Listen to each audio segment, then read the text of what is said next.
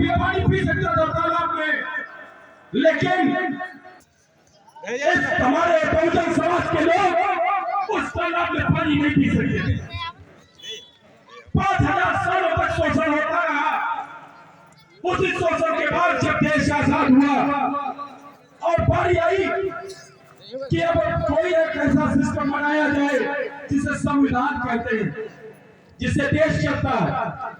जब लिखने की बारी आई तो शिक्षा का एक जमाने में अधिकार नहीं था।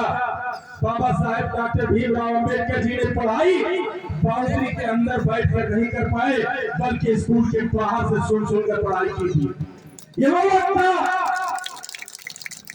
यही पढ़ाई नहीं की बल्कि हिंदुस्तान के बाहर मुल्क में जाकर पढ़ाई की विदेश में, और जब पढ़कर वापस आए और देश आजाद हुआ और उस वक्त जब संविधान लिखने की बारी आई तो बाउंड्री के अंदर बैठने वाले लोगों में क्षमता नहीं दिखी, बल्कि बाउंड्री के बाहर तिरस्कार की जिंदगी जीने वाले बाबा साहेब डॉक्टर भीमराव अम्बेडकर के हाथ में कलम दी गई और हिंदुस्तान का उस वक्त संविधान लिखा गया। वो संविधान जो आपको बराबर बैठने का दर्जा देता है, वो संविधान जिससे आप सपना देख सकते हो प्रधान बनने का, जिससे आप सपना देखते हो जिला पंचायत बनने का, ब्लॉक प्रमुख बनने का, जिससे आप विधायक बनकर सांसद बनते हो, मुख्यमंत्री बन सकते हो। यह अधिकार दिया हमारे संविधान में और बाबा साहेब डॉक्टर भीमराव अम्बेडकर की कलम ने, कलम के बादशाह ने तस्वीर बदल दी। हम दुखियारों के दुश्मन हुए। अरे तो बाबा साहेब डॉक्टर भीमराव अम्बेडकर जी का ये जो जन्मोत्सव है, यकीनी तौर पर हमको संकल्प लेना चाहिए, हमको कसम खानी चाहिए कि बाबा साहब आखिर चाहते क्या। पहले जानो कि बाबा साहब अगर खड़े हैं तो आपसे भी कोई उम्मीद रख रहे होंगे मेरे साथी। उम्मीद इस बात की, वो कहकर गए थे कि आप शिक्षित बनो, पढ़ो। सोचो कि बाबा साहब भीमराव अम्बेडकर पढ़े नहीं होते तो क्या संविधान लिखते? क्या हमारा हक मिल जाता? हमें नहीं मिलता। इसलिए उन्होंने शिक्षा पर जोर दिया।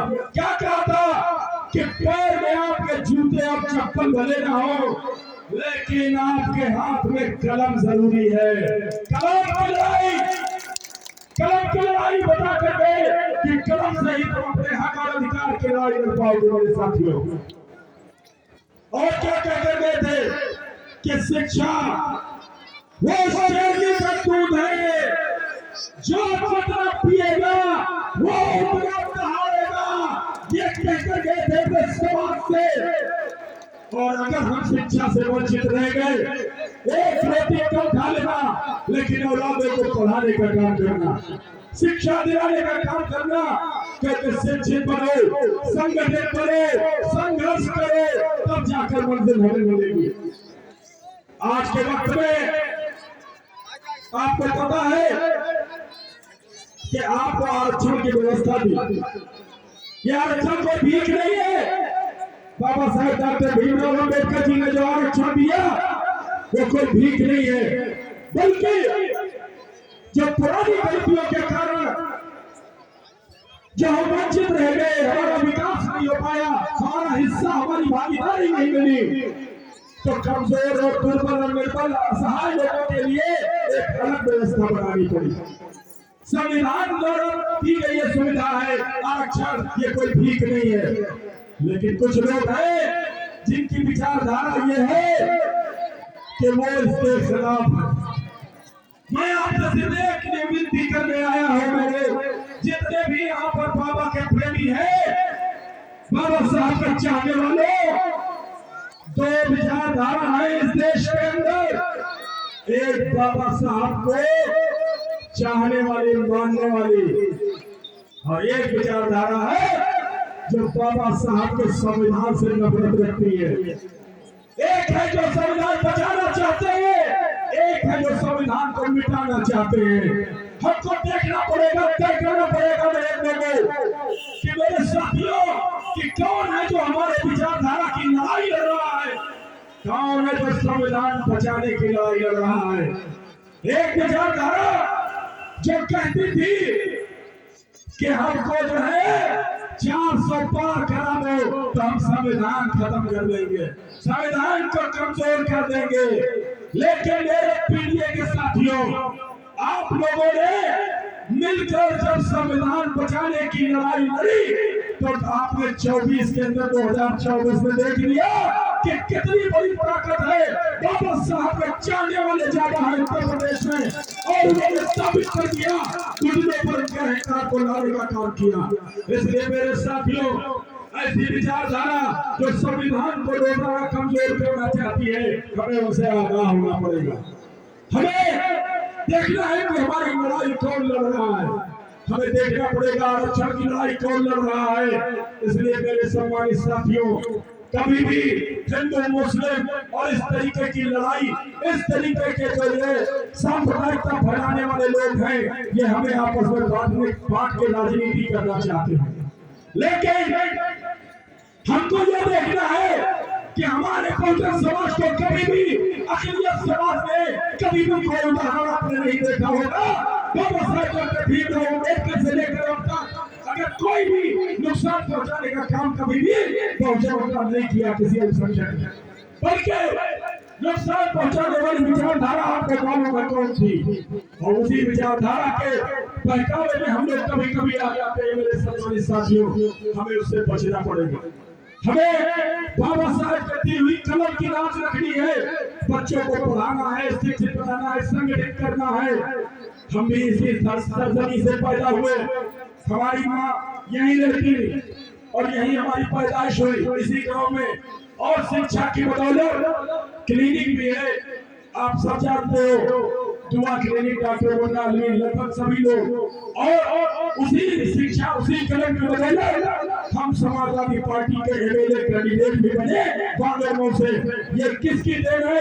ये मैं बाबा साहब डॉक्टर भीमराव अम्बेडकर की देन मानता हूँ कि आज आपका बेटा, आपके गाँव का बेटा, आप महान बोलता है तो कहीं भी उत्तर प्रदेश के कई जिलों में जाने का मौका मिलता है, समाजवादी पार्टी के लिए काम करने का मौका मिलता है। पीडीए के जननायक बाबा साहब के संविधान को बचाने वाले माननीय अखिलेश यादव जी के एक सिपाही के रूप में हम लोग काम कर रहे हैं। इसलिए मेरे सम्मानित साथियों, आप लोग कभी गुमराह होने से बचना। ये जो हमें बांटने की, नफरत की राजनीति करते हैं, आज हमें संकल्प लेना है कि बाबा साहब डॉक्टर भीमराव अम्बेडकर का जो सपना था, वो सपना यही था कि अपने समाज को शिक्षित करेंगे, उसे अधिकार दिलाएंगे, सम्मान दिलाएंगे और बराबरी का दर्जा दिलाएंगे। तो आज बाबा साहब ने वो करके दिखाया है। मेरे दोस्तों, अगर हम संविधान लिख नहीं सकते तो कम से कम ये कसम खाकर जाए आज यहाँ से कि बाबा साहब के संविधान को हम बचाने का काम जरूर करते रहेंगे जब तक जिंदा है। क्योंकि मेरे पापा का जो लिखा हुआ संविधान है वो इतना ताकतवर है कि तुम सब अगर मिलके उसे बचा लो तो मेरे बाबा साहब का संविधान तुम सबको बचा लेगा। ये मेरी जिम्मेदारी है साथियों। इसलिए अपने संविधान के ताकत को समझो, अपने संविधान को बचाने वाले लोगों के साथ चलो और पीडीए के साथी बनो। पिछड़े, दलित, अल्पसंख्यक ये सब एक है।